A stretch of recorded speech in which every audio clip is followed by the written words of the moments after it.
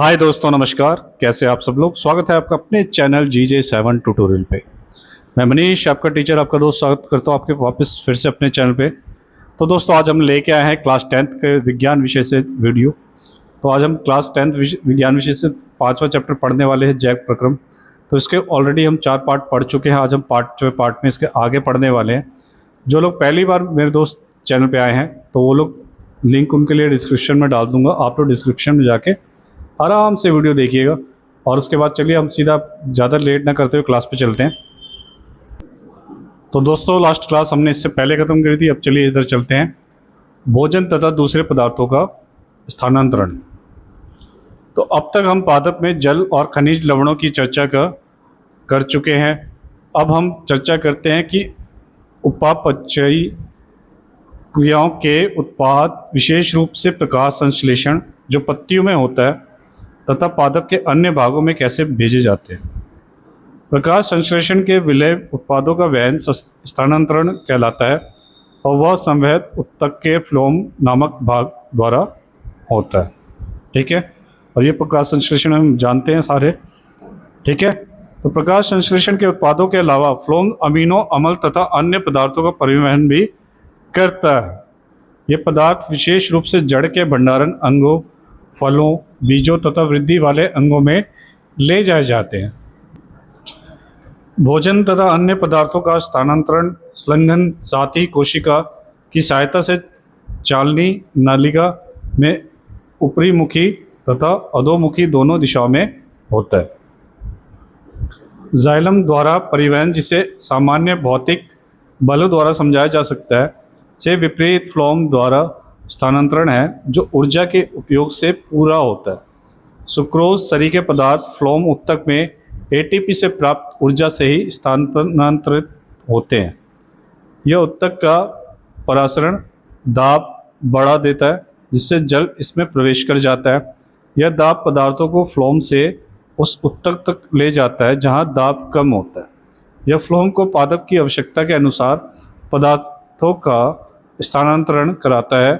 उदाहरण के लिए, बसंत में जड़ व तने के उत्तकों में भंडारित शर्करा का स्थानांतरण कलिकाओं में होता है, जिसे वृद्धि के लिए ऊर्जा की आवश्यकता होती है। अब इस पे बेस्ड क्वेश्चन हम देख सकते हैं कि मानव में वहन तंत्र के घटक कौन से हैं, इन घटकों के क्या कार्य हैं।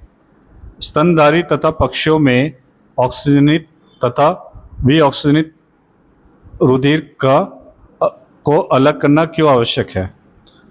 उसके बाद उच्च संगठित पादप में वहन तंत्र के घटक क्या हैं। फिर है पादप में जल और खनिज लवण का वहन कैसे होता है। और फिर है पादप में भोजन का स्थानांतरण कैसे होता है। ठीक है दोस्तों, अब इसके आगे चलते हैं। उत्सर्जन कैसे होता है कि हम चर्चा कर चुके हैं कि जीव प्रकाश संश्लेषण तथा श्वसन में जनित वर्ज्य गैस से कैसे छुटकारा पाते हैं। अन्य उपापचयी क्रियाओं में जनित नाइट्रोजन युक्त पदार्थों का निकलना आवश्यक है। यह जैव प्रक्रम जिसमें इन हानिकारक उपापचयी वर्ज्य पदार्थों का निष्कासन होता है, उत्सर्जन कहलाता है। विभिन्न जंतु इसके लिए विविध युक्तियां करते हैं। बहुत से एक कोशिक जीव इन अपशिष्टों को शरीर की सतह से जल में विसरित कर देते हैं, जैसा हम अन्य प्रक्रम में देख चुके हैं। जटिल बहुकोशिकीय जीव इस कार्य को पूरा करने के लिए विशिष्ट अंगों का उपयोग करते हैं। वो अंग कौन कौन से, पहले हम देख लें। तो सबसे पहले मानव में उत्सर्जन कैसे होता है। तो पहले हम इस फिगर पे चलते हैं। ये हमारा मानव उत्सर्जन तंत्र। सबसे पहले वायविक धमनी है, ठीक है। इसके बाद वायविक है, इसके बाद वायविक शिरा है, उसके बाद महाधमनी है, इसके बाद मूत्रवाहिनी है, ठीक है, ये हमारी। उसके बाद महाशिरा है, उसके बाद मूत्राशय है, इसके बाद मूत्रमार्ग शिशन में, ठीक है। अब पढ़ते हैं मानव में उत्सर्जन। मानव के उत्सर्जन तंत्र जो हम चित्र 5.13 में देख चुके हैं, में एक जोड़ा वृक्क और एक मूत्र वाहिनी, एक मूत्राशय तथा एक मूत्र मार्ग होता है। वृक्क उदर में रीढ़ की हड्डी के दोनों ओर स्थित होती है। वृक्क में मूत्र बनने के बाद मूत्र वाहिनी में होता हुआ मूत्राशय में आ जाता है तथा यहाँ तब तक एकत्र रहता है जब तक मूत्र मार्ग से यह निकल नहीं जाता। मूत्र किस प्रकार तैयार होता है? तो मूत्र बनने का उद्देश्य रुधिर में से वर्ज्य पदार्थों को छानकर बाहर करना है। जैसे फिल्टर में से आपका सारा साफ होता है गंदगी, तो ऐसे ही मूत्र वाहिनी से क्या होता है, सब कुछ छन के बाहर आता है। फुफ्फुस में CO2 रुधिर से अलग हो जाता है,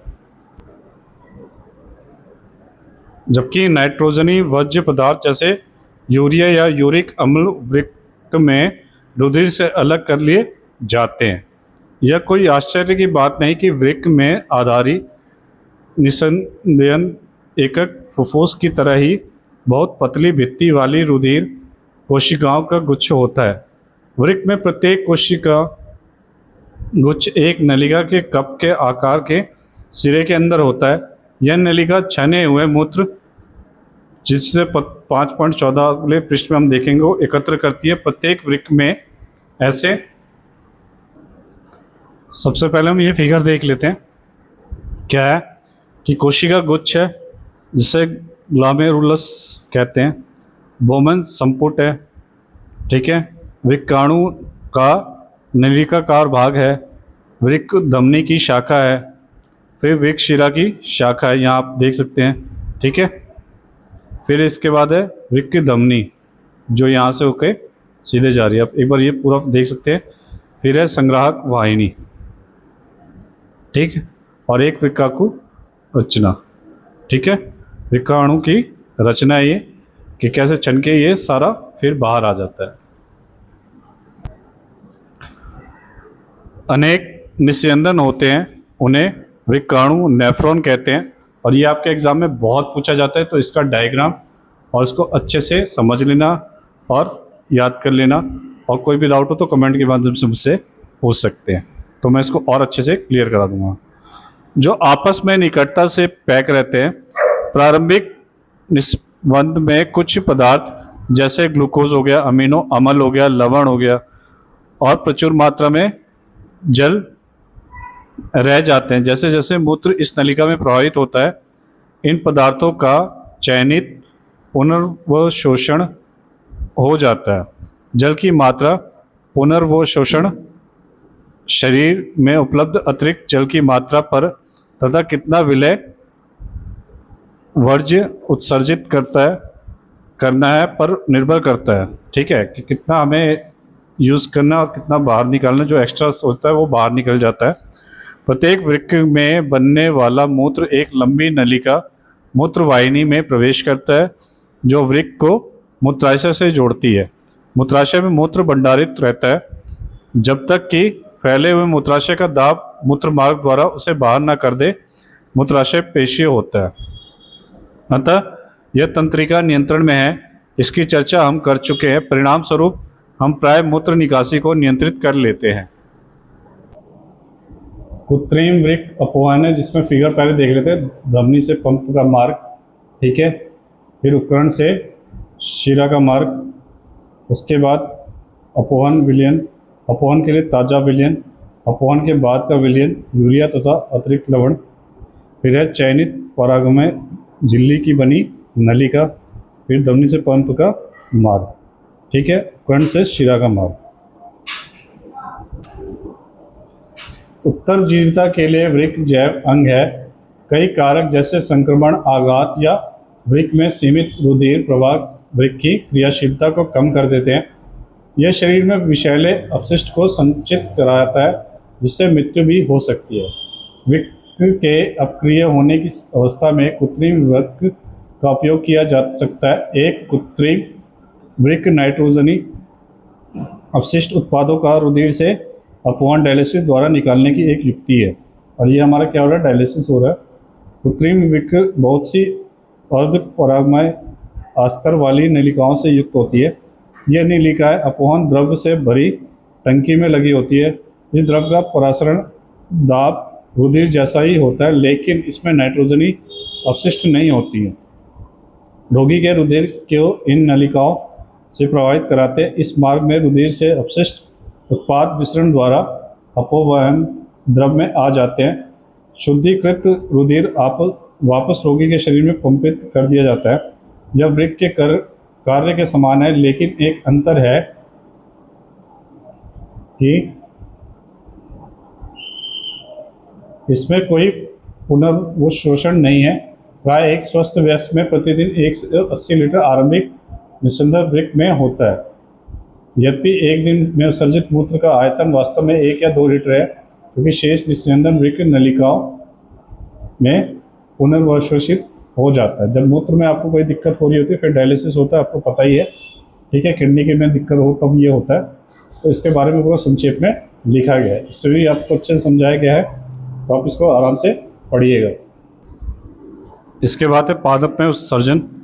पादप उत्सर्जन के लिए जंतुओं से बिल्कुल भिन्न युक्तियाँ प्रयुक्त करते हैं। प्रकाश संश्लेषण में जनित ऑक्सीजन भी अपशिष्ट उत्पाद कही जा सकती है। हम पहले चर्चा कर चुके हैं कि पौधे ऑक्सीजन तथा कार्बन डाइऑक्साइड के साथ कैसा व्यवहार करते हैं। वे अतिरिक्त जल से वाष्पोत्सर्जन द्वारा छुटकारा पा सकते हैं। पादपों में बहुत से उत्तक मृत कोशिकाओं के बने होते हैं और वे अपने कुछ भागों में जैसे पत्तियों का क्षय भी कर सकते हैं। बहुत से पादप अपशिष्ट उत्पाद कोशिकीय रिक्तिका में संचित रहते हैं और पौधों से गिरने वाले पत्तियों में भी अपशिष्ट उत्पाद संचित रहते हैं। अन्य अपशिष्ट उत्पाद रेजिन तथा गोंद के रूप में भी विशेष रूप से पुराने जाइलम में संचित रहते हैं। पादप भी कुछ अपशिष्ट पदार्थों को अपने आसपास की मृदा में उत्सर्जित करते हैं, ठीक है। तो हमने पहले मनुष्य का में उत्सर्जन पढ़ा, अब पादप में भी उत्सर्जन पढ़ लिया। अब यह अंगदान। अंगदान एक उदार कार्य है जिसमें किसी ऐसे व्यक्ति का अंगदान किया जाता है जिसका कोई अंग ठीक से कार्य ना कर रहा। यह दान दाताओं और उनके परिवार वालों की सहमति द्वारा किया जा सकता है। अंग और उत्तक दान में दाता की उम्र व लिंग मायने नहीं रखता है कि अंग जैसे आपका आँख हो गया, ठीक है, आपका दिल हो गया, ठीक, किडनी हो गई, तो ये सब हम दान दे देते हैं। उसमें मेल फीमेल का कोई मतलब नहीं होता। तो प्रत्यारोपण किसी व्यक्ति के जीवन को बचा या बदल सकता है। ग्राही के अंग खराब अथवा बीमारी या चोट की वजह से क्षतिग्रस्त होने के कारण अंग प्रत्यारोपण आवश्यक हो जाता है। अंगदान में किसी एक व्यक्ति दाता के शरीर से शल्य चिकित्सा द्वारा अंग निकालकर किसी अन्य व्यक्ति ग्राही के शरीर में प्रत्यारोपित किया जाता है। सामान्य प्रत्यारोपण में कर्निया, गुर्दे, दिल, यकृत, अग्नाशय, फेफड़े, आंत और अस्थिमज्जा शामिल हैं। अधिकांश अंगदान व उत्तक दान दाता को मृत्यु के ठीक बाद होते हैं या जब डॉक्टर किसी व्यक्ति के मस्तिष्क को मृत घोषित करता है, ठीक है। ये ध्यान रखिएगा कि आप अंगदान तभी होता है जब कोई इस दुनिया में ना हो या फिर उसका मस्तिष्क डेड हो चुका हो। तो अब लेकिन कुछ अंगों जैसे गुर्दे, यकृत तथा कुछ भाग फेफड़े इत्यादि और उत्तकों का दान दाता के जीवित होने पर भी किया जा सकता है। तो दोस्तों यहाँ पे आपका जैव प्रक्रम चैप्टर खत्म होता है।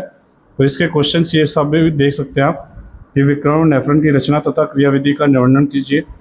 उत्सर्जी उत्पाद से छुटकारा पाने के लिए पादप किन विधियों का उपयोग करते हैं और मूत्र बनने की मात्रा नियम किस प्रकार है। पाठ से आपने क्या क्या सीखा वो आप एक बार फिर पढ़ सकते हैं, ये आप लोग पढ़ लीजिएगा।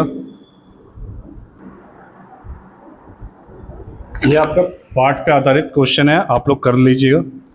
और ये ना हो तो मैं नेक्स्ट वीडियो में आपको इस चैप्टर के क्वेश्चन आंसर करा दूंगा, ठीक है।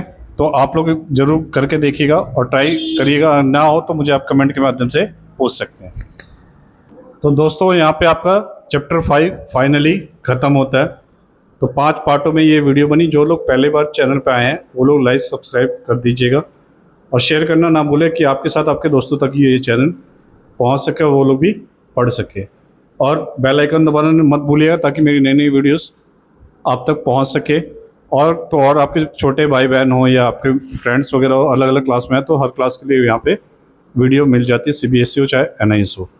आप लोगों को वीडियो कैसी लगी कमेंट के माध्यम से ज़रूर बताइएगा। जो भी डाउट हो आप लोग कमेंट के माध्यम से ज़रूर बताइएगा। सोशल मीडिया के और भी प्लेटफॉर्म है, फेसबुक, इंस्टाग्राम, व्हाट्सएप, टेलीग्राम पे आपको नोट्स भी अवेलेबल हो जाएंगे। तो आपको जो भी डाउट्स हो आप लोग कमेंट के माध्यम से मुझसे पूछ सकते हैं। नेक्स्ट वीडियो में इसका क्वेश्चन आंसर करेंगे। तब तक पढ़ते रहिए, बढ़ते रहिए। Thank you.